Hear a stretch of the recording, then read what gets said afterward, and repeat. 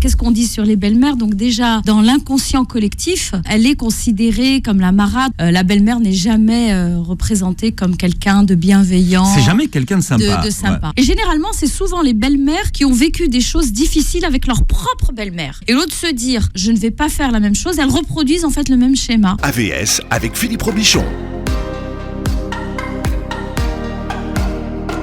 Et comme on dit, tout vient à point. Celui qui sait attendre à votre santé, Karima Chadibaou est enfin là. Arrivé. Ça va, Karima? Ça va, c'était dur ce matin. Hein. Si vous êtes en retard, c'est qu'on est en direct. Oui, c'est exactement. ça, voilà. Et on est Absolument. tributaire des embouteillages. Des embouteillages, et surtout quand il pleut comme ça. Donc sur le périph', ça roule difficilement, sur l'autoroute aussi. Parce que moi, je viens de l'autre côté. Je viens du Charles de Gaulle, l'aéroport, pas très loin. Vous voulez qu'on en parle? Non, là ça va, ça y est, j'ai eu le temps parle d'atterrir. des belles-mères ce matin. Je rappelle Oui. que vous êtes coach familial parental, fondatrice de l'école de naturopathie Lénat à Saint-Ouen. Et sans vouloir dévoiler l'intégralité de votre vie privée, Karima, vous êtes devenue belle-mère. Oui. Alors c'est votre fille qui C'est ma fille s'est aînée, mariée. 24 ans. Qu'est-ce que ça a changé chez vous? Alors ça a changé, et en fait énormément de choses. Donc ça a été un petit peu l'ascenseur émotionnel. Dans quel sens? Déjà de voir sa fille qui va partir parce qu'elle va habiter à Orléans. Donc c'est donc elle va plus habiter avec nous, même si c'est mon beau-fils qui me dit mais tu pensais qu'on allait habiter avec toi ou j'aurais bien aimé, oui, parce que finalement j'ai réalisé que je risquais d'être un peu envahissante, que je risquais d'être un peu intrusive, que je risquais d'être en fait, de vouloir tout anticiper en fait avec eux. Et c'est ça en fait que c'est découvrir une nouvelle parcelle de mon être en fait. C'est un petit peu ça. Avec l'ascenseur émotionnel, pourquoi? Elle a peur de se dire je perds ma fille et de se dire non, tu perds pas ta fille, tu gagnes un fils. Donc j'ai déjà un garçon, donc ça me fait 2 filles et 2 garçons. Et de se poser aussi la question, est-ce qu'elle sera aimée à sa juste valeur? Est-ce qu'il va pouvoir répondre à tous ses besoins? Est-ce que toutes les questions en fait qu'on se pose, est-ce qu'il va l'aimer autant que nous on l'aime, avec son papa, avec son frère et sa sœur? Voilà, c'est toutes ces questions-là, un petit peu. Donc je comprends autant. Moi, Dieu merci, avec ma belle-mère, la mère de mon mari, ça se passe très bien. Bon, elle est de l'autre côté de la Méditerranée, mais ça se passe très bien. Dans la famille, on n'a pas eu d'histoire, ma mère non plus, mais j'ai entendu beaucoup de choses. Tout à l'heure, Mona, je vous écoutais sur la route en arrivant, et Mona disait qu'elle l'avait pas vécu, mais que c'est qu'elle avait entendu qu'elle avait à travers des tantes. ses tantes. Ouais. Voilà, qu'elle avait des tantes et tout ça. Et moi aussi, pareil, j'ai entendu des choses invraisemblables et surréalistes aussi. Donc, on a cet épouvantail-là qui dit je veux pas devenir cette belle-mère-là, mais quelle belle-mère je vais devenir en fait? Parce que on hérite en quelque sorte, donc on apprend à le devenir belle-mère. On hérite d'un nouvel enfant qu'on n'a pas éduqué. Un enfant qu'on n'a pas vu grandir.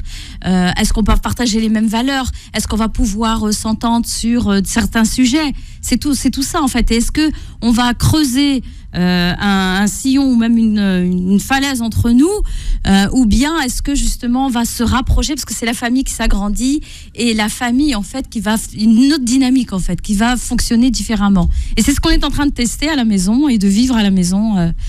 Voilà, ma fille est enseignante, donc elle n'a pas encore son poste sur la ville où elle va habiter, donc elle est encore en transition pour le moment, donc ça va, pour nous c'est pas trop dur.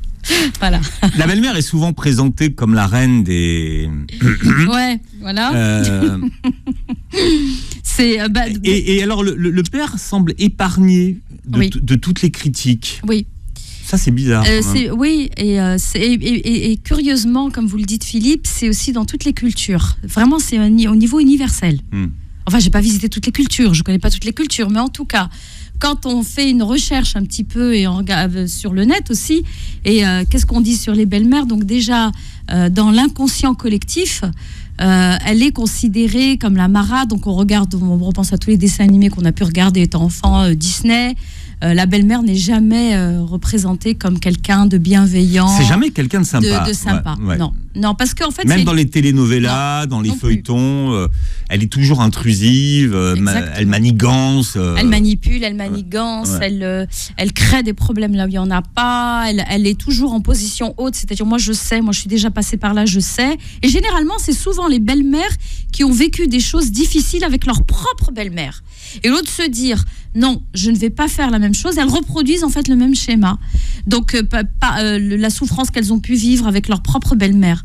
Donc, souvent, donc, c'est les femmes, parce que c'est culturellement, c'est la femme qui éduque, en fait, en quelque sorte. C'est un peu la gardienne des traditions, la gardienne de la famille, la gardienne de beaucoup de choses. Et donc, du coup, c'est ce rôle-là lui incombe. Tandis que le père, lui, en tant que beau-père, ça dépend. Quand c'est la fille, moi, je vois... Là, je vais parler d'expérience personnelle. Le soir du mariage, donc ça fait un mois pile, Philippe.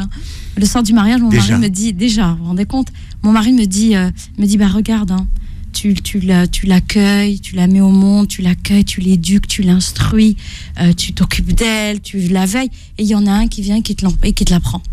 Oh, j'ai regardé mon mari, je lui ai dit, mon mari s'appelle Mohamed, je lui ai dit, Mohamed, c'est comme ça que tu le vis? Il me dit, oui, c'est comme ça que je le vis. Il me dit, c'est un arrachement. Je dis, mais elle est encore là. Je lui dis, au contraire. Il me dit, en plus, il est tout mignon. Bon, alors je ne vous cache pas que je l'ai un peu, en tant que maman psy aussi, je l'ai un peu... il a été profilé. Il a été un peu profilé, ouais. Donc voilà. Profilé aussi ma fille pour voir que... Voilà, j'aime bien faire des petites choses, que ça matche. Voilà, si ça matchait. Et... mais toujours dans la bienveillance, vous me connaissez, oui, bien sûr. Je le fais. Pas dans la. Non, dans la bienveillance. Vous n'avez pas tordu les doigts encore. Non, pas encore. Non, alors, là.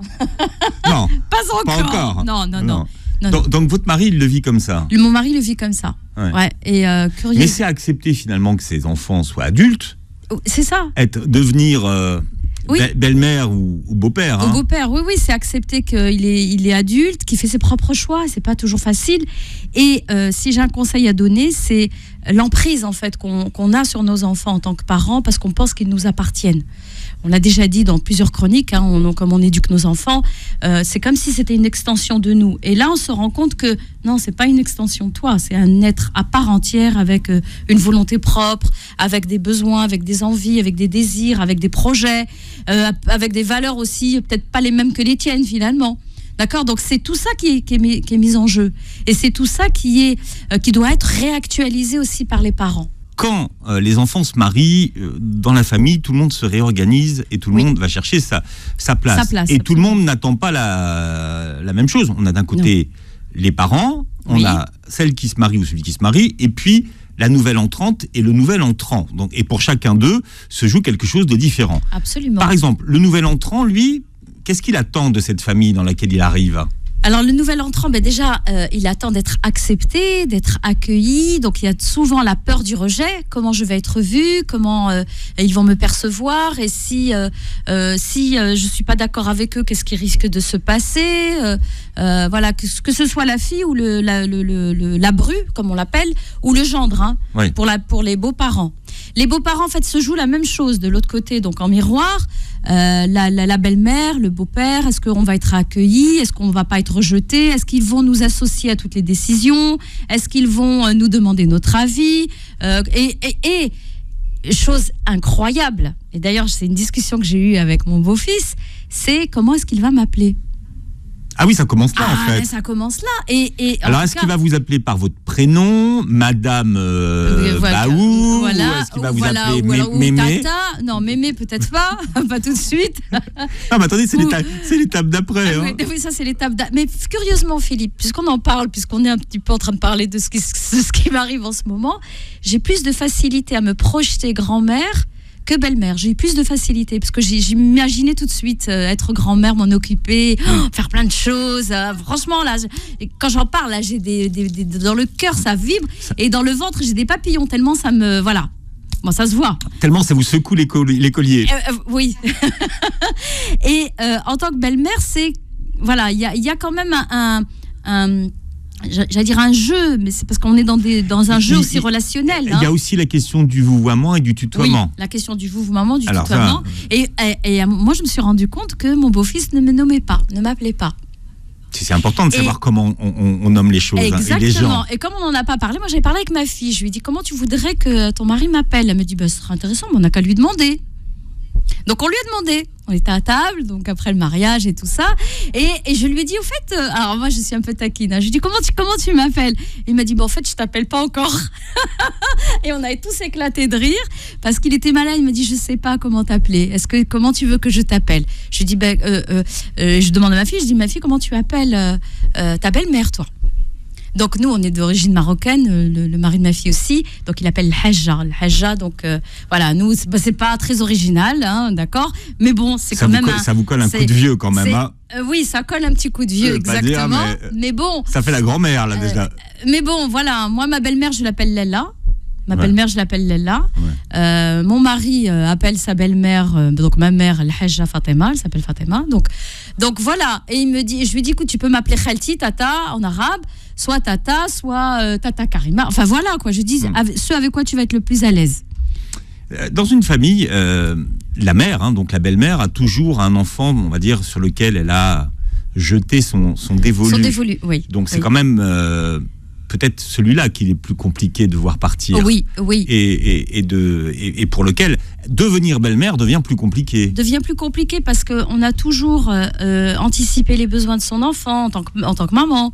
On a toujours, en fait, on s'est toujours occupé de tout, en fait. Et là, c'est comme si, et souvent c'est comme ça que le vivent les belles-mères, c'est d'être mis à l'écart. Finalement, cet enfant dont je me suis occupée, que j'ai choyé, que j'ai aimé, en fait, il fait sa vie avec quelqu'un d'autre. Déjà, il passera moins de temps avec moi. D'accord, tout ce que peut se dire la belle-mère, moins de temps. Dans les décisions aussi, dans les choix de vie, est-ce que je serai associée? Est-ce que je serai sollicitée? Donc, de voir son enfant partir, c'est difficile, hein, parce que c'est toute une question en fait d'ego aussi. Hein. L'ego, c'est moi qui sais ce dont a besoin mon enfant. Et si on se positionne déjà dans une rivalité avec le gendre ou avec la bru, ça va poser problème. Donc, il y a de l'espace. Mais est-ce que la rivalité, elle est dès le départ ou est-ce que... Non, en fait, elle est pas dès le départ. On va dire que c'est le contexte, la situation qui va l'amener. Pourquoi ? Parce que c'est question d'amour. On est en train de parler d'amour, on est en train de voir que notre enfant chéri, qu'on a aimé, qu'on a accompagné, qu'on a éduqué, qu'on a élevé, se voit être aimé par quelqu'un d'autre, en dehors du papa ou de la grand-mère ou des liens familiaux habituels. Là, c'est quelqu'un d'autre. Moi, en tout cas, ça m'a fait bizarre. Sur certaines photos, je vois mon beau-fils, comment il regarde ma fille. Je me dis, waouh, ça fait bizarre. Un regard d'amour, un regard de paix, un regard d'admiration et réciproque. Et nous, en fait, en tant que parents, on est les témoins de ça. Et ça, je pense qu'on doit le protéger et qu'on doit le cultiver et pas rentrer dans cette rivalité. Parce que c'est là où se fait, en fait, le basculement.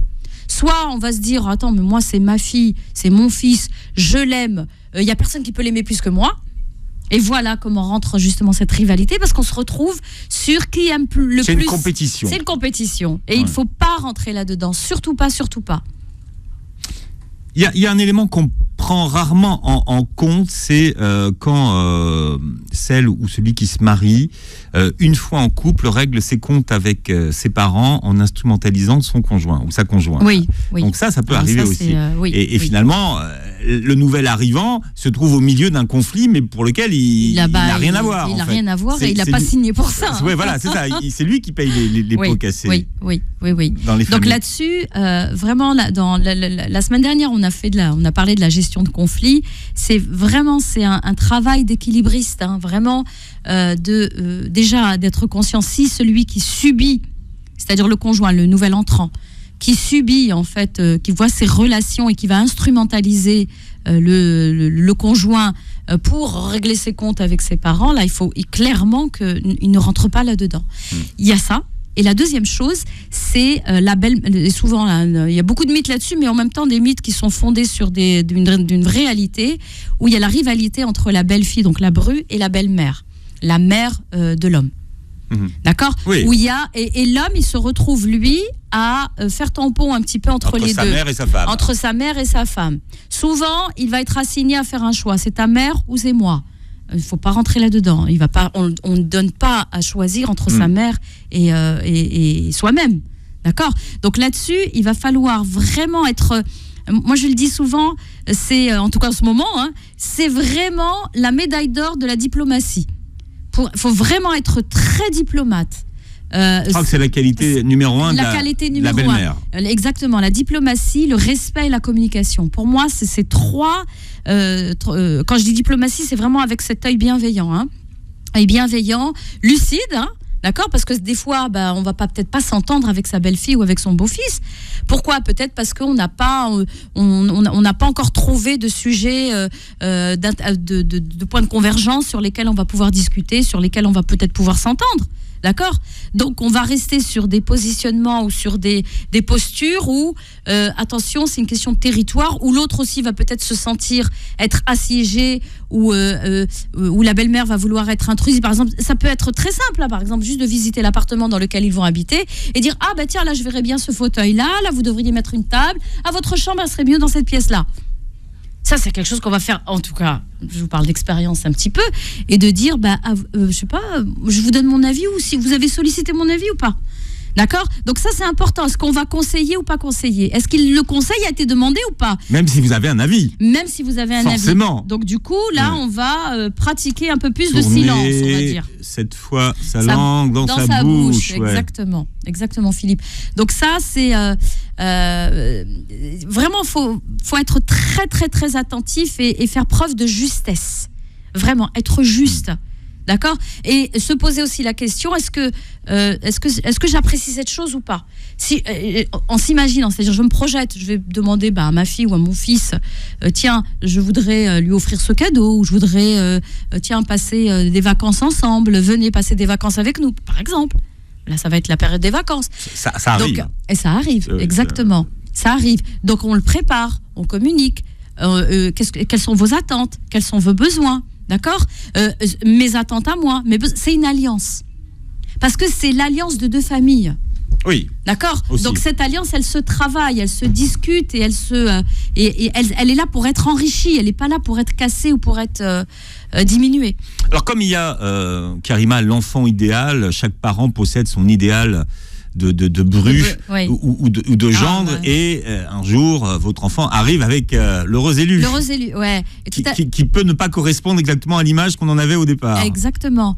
Et tout à l'heure, je vous écoutais dans la voiture en arrivant, et DJ Kim disait, il parlait de cuisine, parce que Mona, elle disait, il y avait quelque chose avec la cuisine. Mona dit qu'elle ne cuisinait pas du tout. Voilà, donc souvent la belle-mère va poser à la belle-fille. Elle tiquait des restaurants. Voilà, donc elle va souvent poser la question, est-ce qu'elle sait cuisiner ?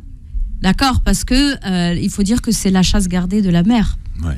La cuisine. Encore aujourd'hui. Ah oui, encore aujourd'hui. Franchement. Ah oui, encore aujourd'hui. Moi, en tout cas, je le remarque dans beaucoup de couples que j'accompagne, qui viennent souvent quand il y a le problème de la belle-mère, donc la tierce, qui est là dans le couple, dans la triade, où la belle-mère elle est là et elle est vraiment intrusive. C'est devenu du poison.